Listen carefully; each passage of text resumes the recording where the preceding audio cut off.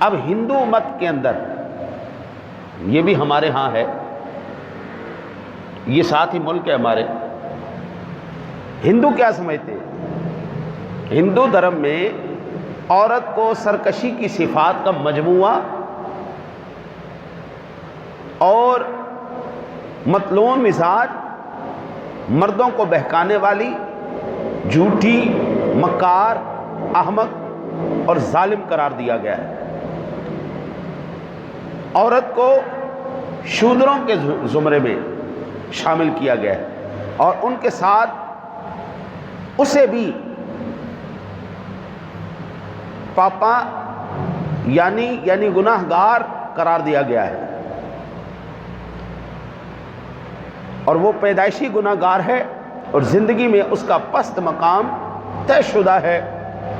ہندو دھرم کے نظریے میں عورت کی شخصیت کا بحیثیت مجموعی کوئی تذکرہ نہیں، اسے صرف مخصوص فرائض ادا کرنے والی ہستی کی نظر سے دیکھا جاتا ہے۔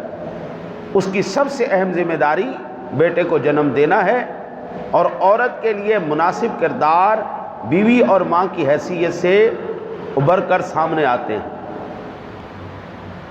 یہودیوں، یونانیوں کی طرح ہندوؤں میں عورت کو گناہوں کی جڑ، مصائب کا سرچشمہ سمجھا جاتا ہے اور اس کی مستقل حیثیت تسلیم کرنے سے انکار کیا جاتا ہے۔ ہندو مذہب کے مطابق شوہر والی عورت کے ذمے کوئی عبادت نہیں ہے، وہ شوہر کی خدمت اور سیوا کرے، یہی سب سے بڑی عبادت ہے۔ اور منو کے مطابق چونکہ عورت شادی کے بعد مرد کا آدھا انگ ہو جاتی ہے، اسی وجہ سے ان کے لیے علیحدہ